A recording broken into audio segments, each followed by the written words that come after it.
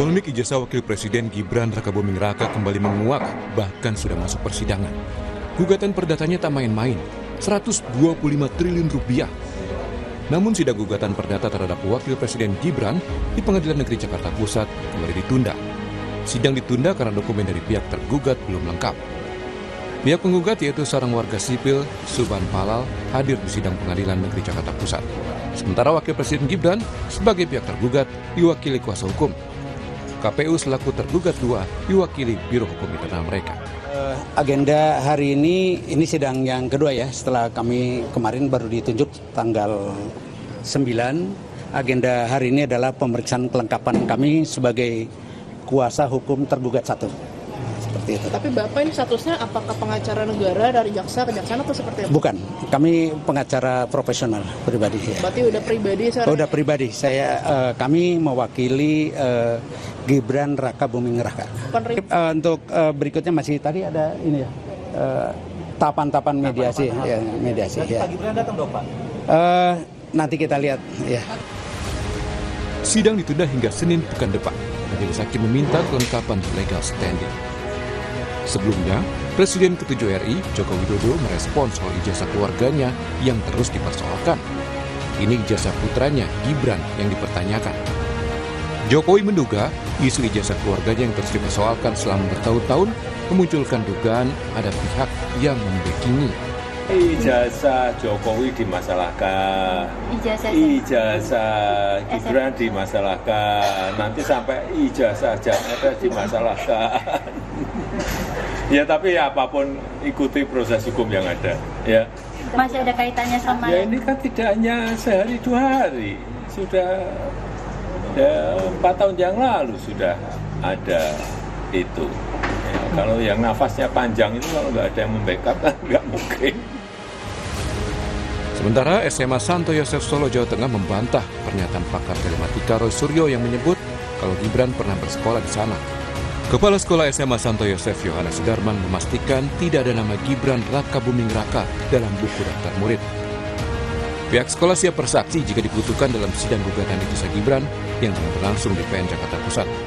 Gibran diketahui lulusan sekolah di Singapura.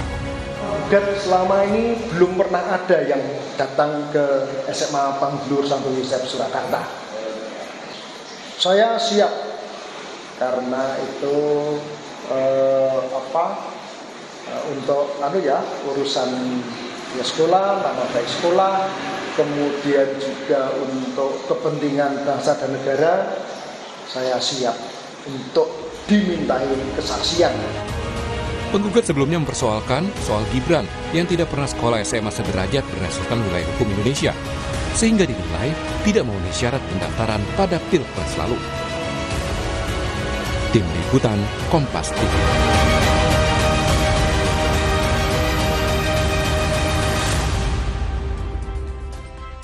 Saudara, ada apa di balik gugatan terhadap ijazah Wakil Presiden Gibran Rakabuming? Apalagi ayahnya Presiden ke-7 Republik Indonesia, Joko Widodo, turut mempertanyakan gugatan ijazah yang menyasar keluarganya. Benarkah ada yang membackingi? Kita akan ulas bersama dengan penggugat ijazah Gibran Rakabuming yang sudah hadir ke studio Orange Kompas TV. Sudah ada Pak Subhan Palal. Assalamualaikum, selamat pagi Pak Subhan. Waalaikumsalam warahmatullahi wabarakatuh. Selamat pagi. Selamat pagi. Kemudian melalui sambungan daring juga sudah hadir Wakil Ketua Umum Barisan Relawan Jalan Perubahan, Pak David Pajung. Kemudian juga ada pakar hukum dari Universitas Jenderal Sudirman Purwokerto, Prof. Hipnu Nugroho. Selamat pagi Bapak-Bapak. Selamat pagi Mbak Zi, selamat pagi Mas David, Pak Subhan. Selamat pagi Pak David. Iya, ini kalau kita lihat ya, belum selesai soal kisruh dan juga polemik ijazah sang ayah, Presiden ke-7 Republik Indonesia, Joko Widodo. Kemudian saat ini muncul gugatan juga, begitu ya, kepada sang anak, begitu ya, Wakil Presiden Republik Indonesia, Mas Gibran Rakabuming. Nah, saya ingin tanya dulu ke Pak Subhan, mungkin belum banyak juga publik yang belum mengetahui begitu soal apa sih sebenarnya yang digugat dan apa yang menjadi dasar Anda menggugat begitu sampai kemudian kok merasa ada yang nggak beres nih misalkan begitu ya, atau ada yang merasa ragu begitu Pak Subhan. Begini, Ibu, selamat pagi. rekan-rekan semuanya. Jadi gini, ada keraguan, bukan keraguan sebenarnya, ada fakta. Jadi saya membaca riwayat pendidikan calon presiden dan calon wakil presiden. Semuanya saya baca. Nah, Anda baca di mana? Saya baca di website KPU. Website KPU, oke. Pada tanggal? Udah lama ya, lupa saya. Tapi saya ada dokumennya ada. Saya unduh itu. Nah, saya lihat di situ ada ketentuan bahwa minimal pendidikan calon itu adalah SMA atau sederajat atau sekolah lain yang sederajat. Oke. Nah, dari penafsiran pasal itu saya cocokkan dengan calon wakil presiden yang kebetulan lagi rame dibicarakan itu. Saya lihat, oh kok nggak cocok menurut saya. Nggak cocoknya di mana? Nggak cocoknya begini, Ibu. Saya sebut tergugat aja, bahwa yang saya gugat ini sekolahnya SMA itu 2 kali. SMA-nya 2. SMA-nya 2, dibikin oleh laporan KPU itu 2 kali. Yang satu diselenggarakan di Singapura, yang satu lagi diselenggarakan di Sydney, Australia. Nah, kedua sekolah ini nggak tahu kok disebut SMA oleh pengumuman KPU itu. Oke. Sementara ada kalimat dalam undang-undang itu sekolah lain yang sederajat. Nah, apakah sekolah SMA yang di Singapura dan SMA yang di Australia ini sederajat bukan? Menurut saya itu bukan sederajat.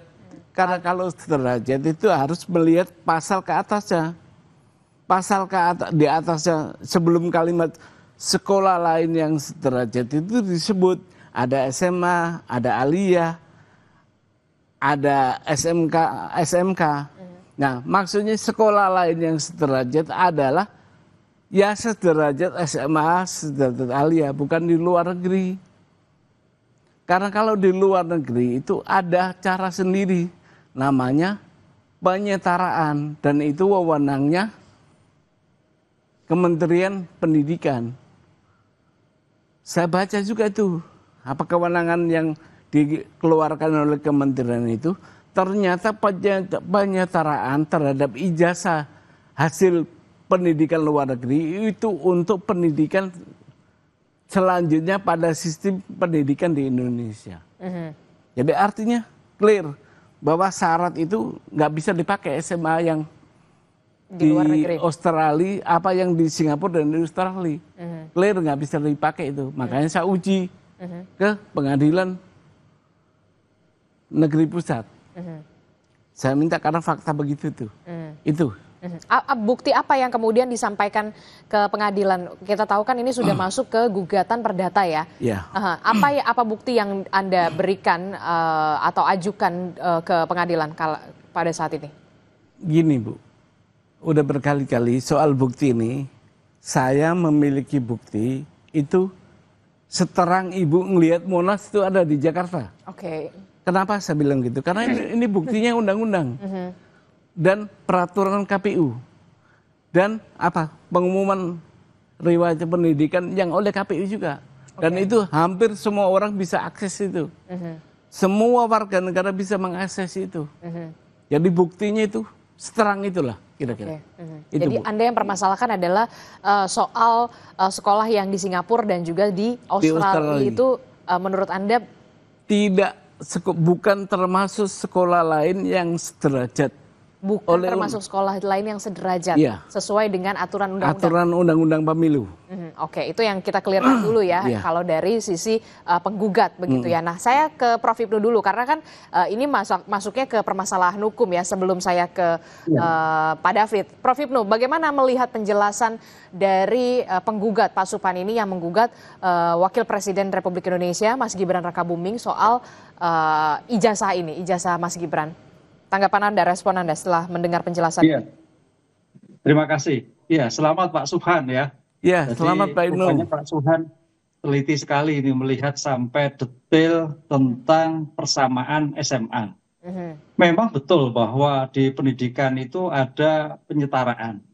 Makanya kualifikasinya nanti betul bahwa SMA yang ada di Singapura itu dikti harus dihadirkan Pak Subhan. Bukan dikti ya, Dikdasmen mungkin ya, pendidikan menengah. Ya, Dikdasmen dihadirkan. Apakah kualifikasi itu masuk kualifikasi SMA? Itu yang pertama. Yang kedua, kalau itu memang tidak, berarti konsep yang diajukan Pak Subhan itu masuknya sebagai perbuatan melawan hukum. Nah itu. Jadi ya tidak salah kalau diajukan di Pengadilan Negeri Jakarta Pusat. Nah, tapi Pak Subhan mungkin perlu juga belajar dari kemarin terhadap gugatan-gugatan terhadap bapaknya. Apakah ini masuk kualifikasi PMH Pengadilan Negeri ataukah tidak? Nah ini yang saya kira juga pasti belajar dari kemarin, jangan sampai usaha Pak Subhan membuktikan. Karena kan dalam hal konsep perdata itu barang siapa yang menuduh harus membuktikan. Lah, yang membuktikan itu harus clear nanti gitu loh. Termasuk kerugian yang dimintakan.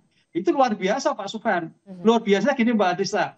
Kerugian yang timbulkan seandainya dikabulkan untuk bangsa dan negara. Wah itu luar biasa. Nah, ini suatu ide cerdas ya, tapi harus diimbangi konsep permohonan ini apakah masuk kompetensi pengadilan negeri, apakah masuk kompetensi tata usaha negara. Karena kita melihat ijazah tadi, kualifikasi ijazah. Tapi kalau dilihat perbuatannya oke. Tapi kalau dilihat dari diujinya, itu ijazah lah. Oleh karena itu penggugat harus betul-betul membatasi. Ini yang dimati yang mana? Gitu. Mudah-mudahan ini juga menjadikan pembelajaran bagi siapapun rakyat Indonesia yang masih ragu-ragu ijazahnya untuk dibenarkan atau untuk dibetulkan sehingga tidak terjadi ketika yang seperti ini sudah menjadi pejabat diurek-urek terhadap ijazahnya.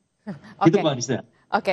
Ini juga kami ingin mengonfirmasi apa yang kemudian menjadi alasan dari Pak Subhan begitu ya untuk melakukan gugatan perdata ya masuknya ya, bukan ke PMH ke TUN ke Pengadilan Negeri. Apa yang menjadi pertimbangan Anda? Gini, itu tadi menarik Pak Ibnu bilang bahwa gini Pak Ibnu, sekalian saya jawab Ibu ya. Sebelum saya ke PN itu saya udah gugat Pak ke TUN Pak. Sudah ada gugatan ke Petun. Oh iya, dan itu strategi saya untuk mengunci bahwa di TUN memang di NU Pak dikenal proses misal. Alasannya saya tidak cukup waktu dengan batasan waktu 90 hari. Nah itu saya buat kunci Pak, saya nggak ngelawan putusan itu. Harusnya kan dilawan itu putusan TUN itu. Nah saya nggak ngelawan, saya biarkan aja dengan begitu ingkrah. Berarti tidak ada peluang lagi saya ke TUN. Kalau tidak ada peluang lagi ke TUN, maka hakim tidak bisa menolak perkara ini. Dengan alasan tidak ada hukum acaranya. Maka saya gugat perbuatannya. Perbuatannya KPU dengan tergugat. Dengan meloloskan menjadi calon presiden waktu itu. Adalah perbuatan, bukan ijazah. Itu Pak Ibnu, Ibu, gitu penjelasan. Termasuk juga ada gugatan ijazah dengan nominal yang 125 triliun rupiah. Apa yang menjadi dasar Pak Gini Subhan? Ibu, itu apa konstruksinya begini. Karena ini kan yang yang menjadi rusak itu kan sistem hukum negara. Negara hukum yang rusak ini. Maka yang rugi analoginya adalah seluruh warga negara Indonesia. Dirugikan tuh dengan adanya serangan terhadap negara hukum itu. Nah, kalau negara hukum pemiliknya siapa? Warga negara. Maka saya minta 125 triliun itu adalah kalau dikabulkan, disetorkan kepada kas negara. Yang nantinya akan tahu dalam bentuk apa, kita menghayal aja nih. APBN kan? Nah itu relasinya. Kalau uang 125 triliun dibagi ke seluruh warga negara Indonesia yang saat ini jumlahnya sekitar 385 juta, maka satu orang kita akan kebagian 450.000. Kecil kan? Kecil itu Bu. Harusnya saya tadinya mau minta UMR lah. Tapi kok gede banget, ya udahlah segitu aja. 45 saya ambil dari 45 itu merdeka kita. Oke, saya ingin tahu juga respon dari Bara JP melihat penjelasan yang sudah diutarakan oleh Pak Subhan terkait dengan gugatan yang diajukan oleh Pak Subhan soal ijazah dari Wakil Presiden Republik Indonesia Gibran Rakabuming, setelah kita tahu sebelumnya begitu ya ijazah Pak Jokowi juga belum selesai begitu ya kasusnya. Bagaimana respon Anda, Pak David? Ya, makasih Mbak. Pertama gini, dengan segala hormat ke Pak Subhan ya. Pak Subhan ini kan katanya orang hukum ya, katanya orang hukum. Tetapi memahami hukum ini dengan kacamata kuda ya. Tidak komprehensif. Minta maaf Pak Subhan. Kalau orang-orang seperti Pak Subhan ini semua tampil di publik ini, rusuh republik ini. Saya mau jelaskan pertama gini, izin. Syarat menjadi presiden dan wakil presiden, coba baca di UUD NRI hasil amandemen pasal 6 dan pasal 6A. Itu clear pertama ya. Pasal 6 itu ayat 1 itu warga negara Indonesia asli yang kewarganegaraannya tidak pernah pindah lah, gitu poinnya. Pasal 2 itu turunan-turunan dari itu diatur dengan mekanisme undang-undang. Pasal 6A ya, itu tadi pasal 6. Pasal 6A itu ayat 1, pasangan presiden dan calon presiden itu satu pasang. Ya, nggak bisa dipisah. Yang kedua, mekanismenya diatur dengan undang-undang. Itu dulu poin konstitusi kita. Kemudian turunan undang-undang itu ya, ini saya ajarin nih Pak Subhan supaya jangan salah. Undang-undang turunannya dari UUD 45 itu pelaksana pemilu itu Undang-Undang Pemilu nomor 7 tahun 2017. Biar Pak Subhan belajar nih. Tadi sudah disebut di pasal 169 sekian banyak syarat-syarat administrasi itu, salah satu syaratnya di ayat R ya, ayat R kecil itu tadi sudah dijelaskan. Minimal atau pendidikan itu serendah-rendahnya atau minimal SMA atau madrasah atau yang sederajat. Nah, kemudian ini biar clear nih. Lanjut, bukan berhenti di situ aja Pak Subhan ya. Di pasal di turunan pelaksananya itu PKPU peraturan KPU nomor 19 ya 2023 yang menjadi rujukan Pilpres kemarin ya. Itu Bapak harus baca tiga pasal. Pasal 18 ayat 1R sama tadi syaratnya. Salah satu syarat dari sekian banyak syarat adalah minimal SMA. Begitulah poinnya. Pasal 18 ayat 1 ya. Pasal 18 ayat 1 itu harus fotokopi yang dilegalisir ya. Fotokopi ijazah. Nah ini yang penting ini 18 ayat 3 yang Bapak nggak baca. Baca baik-baik Pak. 18 ayat 3 itu ada pengecualian ya. Di PKPU itu. Pengecualian itu yang tadi soal administrasi yang harus dilegalisir. Pengecualian kalau dilegalisir dan keterangan, surat keterangan. Pengecualian kalau lulus dalam negeri itu tidak perlu keterangan. Cukup ijazah dilegalisir. Baca nanti, ulang-ulang baca nih 18 ayat 3 Pak. Kalau lulusan luar negeri Pak, nah lulusan luar negeri itu bunyi di situ ya. Jadi itu harus butuh keterangan. Nah, keterangan yang disodorkan oleh Gibran itu ada SK. Ada SK, Pak. Nanti Bapak baca. SK Kementerian Ristek dan Pendidikan Tinggi itu dikeluarkan oleh Dirjen Pembelajaran dan Kemahasiswaan.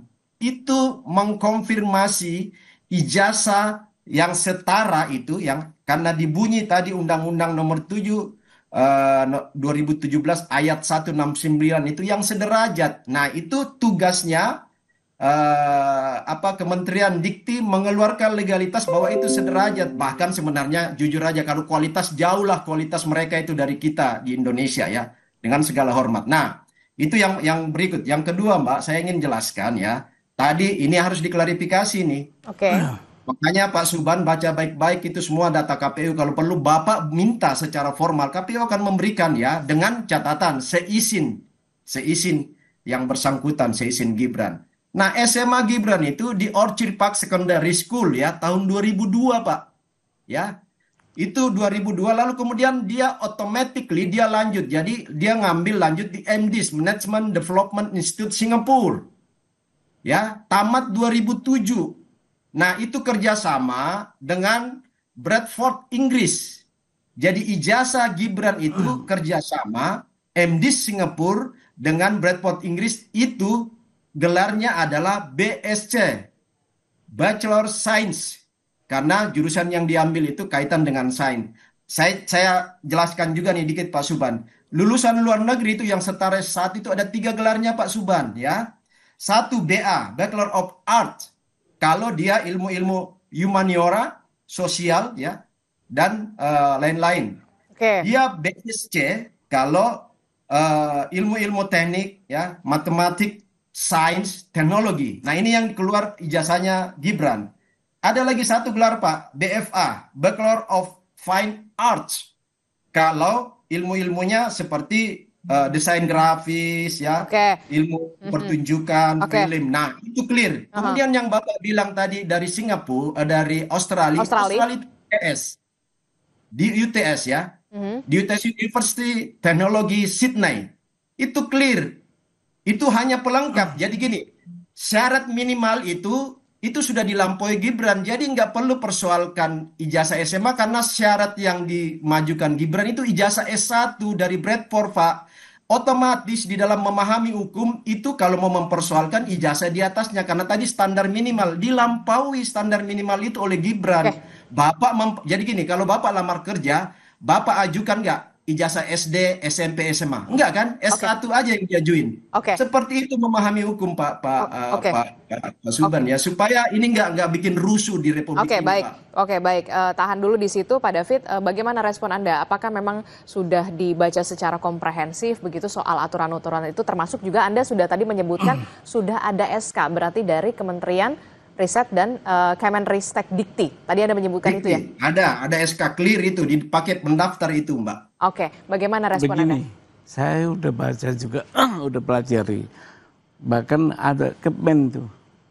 Kepmen kalau nggak salah pasal 16 itu dinyatakan bahwa penyetaraan terhadap ijazah yang didapat dari pendidikan luar negeri itu hanya untuk melanjutkan pada sistem pendidikan di Indonesia yang lebih tinggi. Clear? Nggak bisa dipakai. Untuk apa? Untuk jabatan.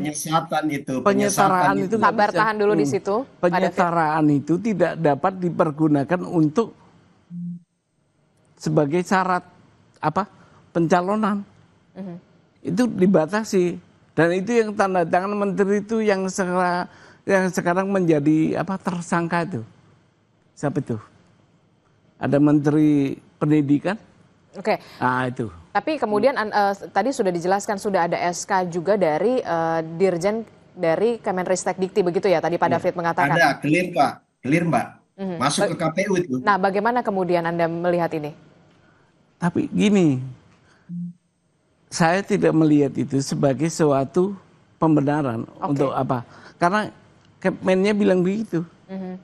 Mau ada banyak. Dan undang-undangnya bunyinya sekolah lain yang sederajat. Apakah sekolahnya Gibran yang di Singapura dan Australia itu masuk kategori sekolah lain yang sederajat? Kan nggak masuk. Nggak masuknya di mana? Dengan membaca Kepmen tadi. Baik. Ini kita permasalahan ini kan juga kita juga berharapnya juga ada dari perwakilan dari kementerian begitu ya untuk bisa menjelaskan ini juga secara clear begitu ya, termasuk juga KPU gitu ya kalau misalkan ini kalau memang mau didalami lagi. Tapi kemudian begini, saya mau ke Prof. Hipnu dulu. Prof. Hipnu, dari Anda dari pandangan hukum Anda, bagaimana dengan penjelasan dari Pak David yang sudah dijelaskan begitu dengan juga yang sudah dijelaskan oleh Pak Subhan begitu. Langkah hukum yang nantinya mekanismenya akan seperti apa? Ini kan gugatan secara perdata. Apakah bisa nanti akan dipanggil ahli atau bagaimana atau konsultasi dengan kementerian terkait atau KPU, bagaimana Anda melihat ini dari sisi hukum? Iya, gini Mbak, memang ini menarik ya. Jadi ini kalau sudah nanti sampai pada pembuktian. Sampai pembuktian. Oleh karena ini kan dalam konsep perdata itu kan mencari kebenaran formal. Oleh karena itu kalau yang diperdebatkan tadi Pak Subhan, kemudian tentang korelasi ijazah sederajat, saya kira ini yang paling berkompeten adalah Kementerian Dikti yang akan menjelaskan. Memang dulu pernah di web atau di mana ibu sebelaran medsos itu sudah ada kesetaraan yang sarjana muda itu Mas David itu sudah ada lah. Lah itulah yang saya kira nanti karena kebenaran formal itu wajib dihadirkan. Apakah ini salah, apakah ini keliru, apakah iya. Dengan demikian nanti dalam hal pembuktian ini menjadi clear. Karena ini pembuktian formal. Oleh karena itu yang pertanyaan begini Mbak ini, pertanyaan yang Pak Subhan betul. Ada juga menarik, apakah SMA bisa lanjut ke perguruan tinggi? Ini perdebatannya itu kata nggak salah, kalau saya dengar loh. Tapi Mas David betul bahwa ijazah ya terakhir. Kalau terakhir, clear saya kira itu pernah membaca, pernah melihat lah dalam suatu medsos, oh ini ijazah seperti ini. Nah sekarang pertanyaannya kan gitu kan, Pak Subhan saya melihatnya, keterangan sebagai bentuk apa itu kaitannya dengan kondisi yang derajat. Itu yang saya kira kewenangan dikti yang akan menjelaskan. Sehingga diktilah yang wajib dihadirkan untuk memperjelas bukti-bukti apa yang disampaikan oleh Pak Subhan dan bukti-bukti yang diajukan oleh Pak David. Oh ini yang betul, oh ini yang keliru, oh ini yang salah dan sebagainya. Sehingga permasalahan ini menjadi clear bahwa apakah gugatannya dilanjutkan atau tidak tergantung dari pembuktian dari kementerian yang mengeluarkan keterangan tersebut. Oke, jadi apakah kemudian kementerian terkait begitu ya dikti dalam hal ini adalah juga punya kewajiban untuk bisa mengklirkan ini semua atau kemudian nanti saja di persidangan begitu ya pembuktian ini bisa dilakukan begitu termasuk juga memanggil dari dikti atau dari KPU sekaligus begitu. Kalau menurut Anda ya, dari sisi hukum? Ya kalau ini kan suatu proses persidangan kan ini besok kan baru kemarin perbaikan legal standing. Kemudian besok ada mediasi kan mediasi. Ya mudah-mudahan nanti Pak Subhan oh ya begitu ya. Nanti Pak David oh begitu ya. Kalau memang sudah ada kesepakatan betul saya kira nggak perlu naik kan gitu loh. Karena suatu hukum itu suatu logika ya. Jadi mudah-mudahan nanti para penggugatan itu melihat ini yang betul. Karena tadi Mas David juga betul. Ini logikanya dari semua deretan persyaratan KPU kemudian syarat untuk ijazah diklirkan semua, saya kira sudah clear. Jadi jangan sampai nanti kita itu habis tenaga. Tapi kalau memang Pak Subhan punya data-data, karena konteks perdata itu barang siapa menurut membuktikan, itu yang juga harus dijawab oleh Pak David. Lah, oleh karena itu antara jawab di Nafab itu perlu data tengah yaitu Kementerian Pendidikan untuk menjelaskan ini yang betul, ini yang keliru. Gitu, Oke, saya berharap Kementerian Pendidikan juga bisa menonton ini dan menyaksikan ini jadi bisa diklirkan begitu ya supaya juga bisa lebih jernih dan juga lebih tidak sampai berlarut-larut semakin panjang begitu ya. Anda setuju mungkin Pak David dan juga Pak Subhan. Tapi kemudian karena ini sudah terlanjur mencuat begitu sampai kemudian Presiden ke-7 Republik Indonesia Pak Joko Widodo sampai mengatakan kalau nafasnya panjang ada yang membackup, benarkah? Siapa yang membackup? Tapi jangan dijawab dulu Pak Subhan, kita akan temukan jawabannya. Tetaplah bersama kami di Sapa Indonesia Pagi, kami akan segera kembali.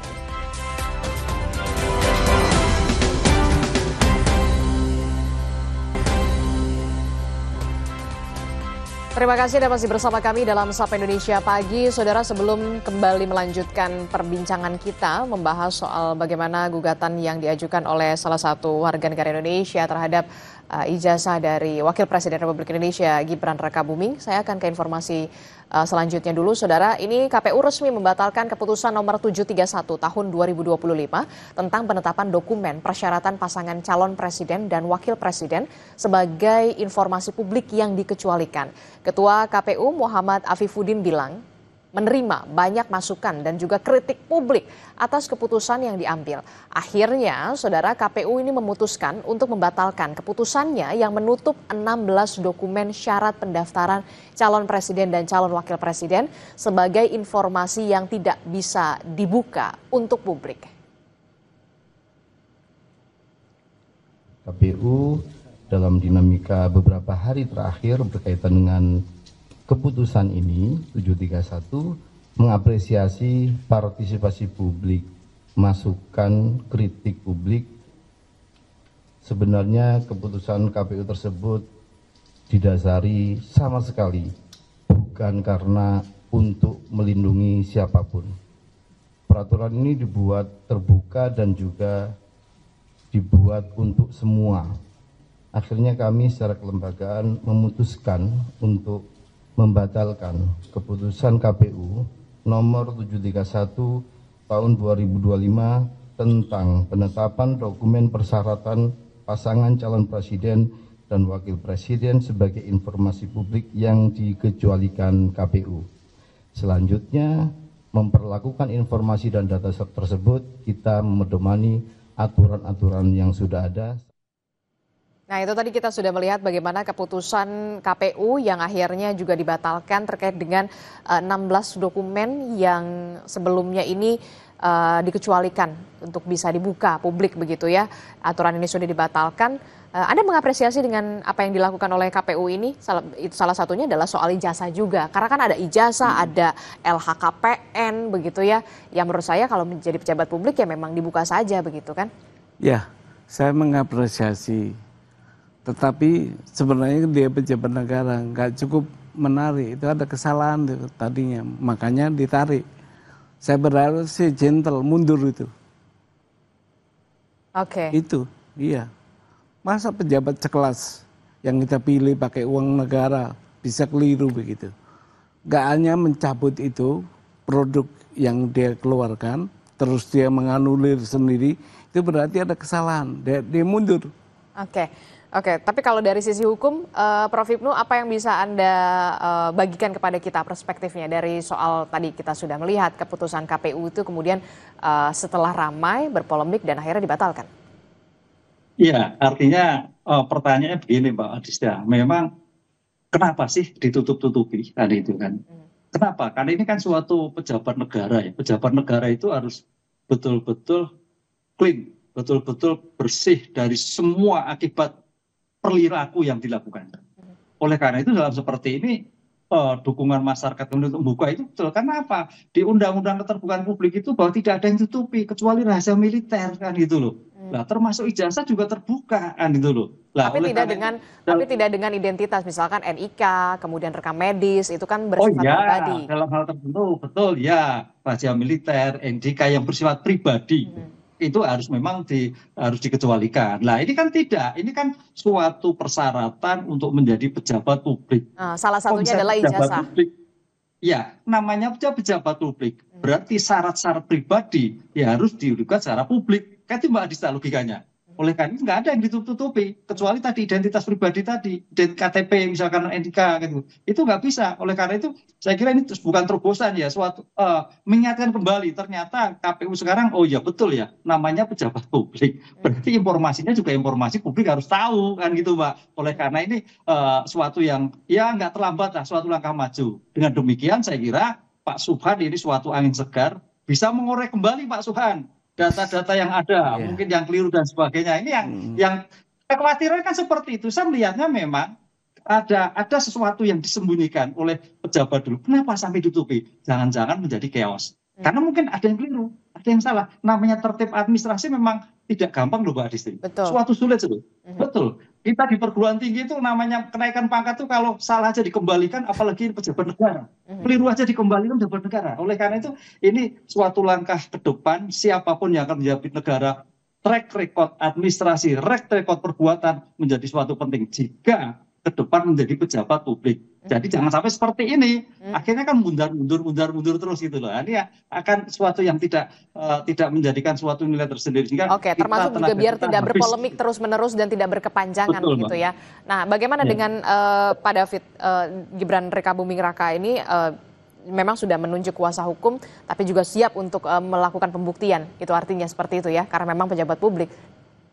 Ya, jadi gini kan tadi seperti kata Prof. Hipnu tadi ya, siapa yang menuduh ya dia harus membuktikan, itu prinsip hukum ya. Nah, sekarang gini, gugatan Pak Subhan dan kawan-kawan ini kan sudah pernah masuk ke TUN ya, Pak Subhan sendiri sudah konfirmasi. Di TUN itu ditolak itu karena dismisal. Nah, pengertian dismisal itu kalau baca di Undang-Undang TUN, Undang-Undang 5 tahun 86 itu clear. Kenapa dismisal? Salah satunya itu misalnya tidak layak karena tidak memenuhi persyaratan dokumen, bukti, administrasi, nggak layak. Kemudian daluarsa itu tadi Pak Subhan juga merekayasa itu. Kalau di pasal pasal 62 Pak, bukan di pasal 62 itu. Rekayasanya di mana maksud Anda? Tadi kan Pak Suban bilang itu karena saya nggak punya waktu lagi. Enggak, itu daluarsa Pak. Jadi waktunya sudah lampau. Nggak bisa lagi diproses. Kemudian bukti-bukti Pak Suban itu nggak memenuhi. Makanya di situ dikatakan nggak layak uji. Ditolak. Itu masuk di dismissal. Pasal 62 nanti dibaca aja. Nah itu yang pertama. Jadi kemudian yang kedua. Pak Suban ini legal standingnya apa? Itu pertanyaan dasar saya. Karena yang diberikan prerogatif oleh undang-undang, diberi kuasa undang-undang untuk menginterpretasi dan menerjemahkan teknis administrasi pemenuhan aturan-aturan di dalam kepemiluan itu adalah KPU. Nah, ketika Gibran maju di Solo dulu calon wali kota, KPUD sudah melakukan itu. Verifikasi administrasi dan verifikasi faktual. Di KPU pusat maju sebagai cawapres juga KPU sudah melakukan itu. Jadi ada verifikasi administrasi, ada verifikasi faktual lapangan. Jadi ini semua sudah lengkap. Jangan mendelegitimate ya lembaga-lembaga negara yang punya kerja dan yang dirujuk oleh undang-undang, punya diskresi dari undang-undang, lalu kemudian secara kita tanpa data dan bukti, makanya ditolak ditun Pak karena bukti Pak Suban kurang. Lengkapilah bukti kalau mau maju di proses-proses perdata ini. Apalagi tuntutan Bapak kan luar biasa. 125 triliun rupiah. Oke, baik kami tangkap itu dari situ Pak David. Singkat saja. Pak Suban ini nggak ada. Oke, singkat saja Pak Subhan. Respon Anda begitu ya, ini kan sudah verifikasi di Solo, kemudian Mas Gibran sudah di Solo, kemudian verifikasi juga KPU pusat begitu. Bagaimana? Singkat saja. Begini Ibu. Dalam hukum perdata, gugatan PMH itu ada potensi Pak David tadi itu, saya undang sebagai interven supaya perdebatan ada di pengadilan. Itu aja. Jadi memang nanti kita di pembuktian saja. Ayo Pak David, kita masuk ke gelanggang menjadi interven. Supaya tahan Pak David, supaya tidak ada perdebatan di luar pengadilan. Kita berdebat di pengadilan. Ayo kita undang masuk sebagai interven boleh. Karena tergugat sudah diwakili oleh kuasa hukum. Itu aja. Terkait satu lagi singkat saja. Pak Jokowi sempat mengatakan kemarin begitu ya, ada pernyataan dari Pak Jokowi yang mengatakan ya kalau nafasnya panjang ada yang membackup. Siapa yang membackup? Tidak ada yang membackup Bu, tapi ucapan Pak Jokowi tak jadikan doa untuk saya, mudah-mudahan nafasnya panjang itu tadi. Itu aja. Saya nggak ada yang membackup. Kalau Pak David mungkin ada kali yang membackup. Baik. Terima kasih. Nanti kita akan lihat bagaimana ini bergulir begitu ya. Terima kasih Pak Subhan telah bergabung bersama kami. Kemudian Pak David juga terima kasih dari Barajp. Prof Hipnu terima kasih atas perspektifnya. Sehat selalu Bapak-bapak. Selamat berjuang Pak Subhan. Terima kasih. Assalamualaikum. Selamat pagi. Pagi. Saudara, informasi penting lainnya masih akan kami hadirkan usai jeda. Motif pelaku penculikan dan pembunuhan Kepala Cabang Bank BUMN akhirnya terungkap. Pembunuhan yang melibatkan 2 anggota TNI Angkatan Darat ternyata terkait pencurian uang dari rekening dorman alias rekening menganggur.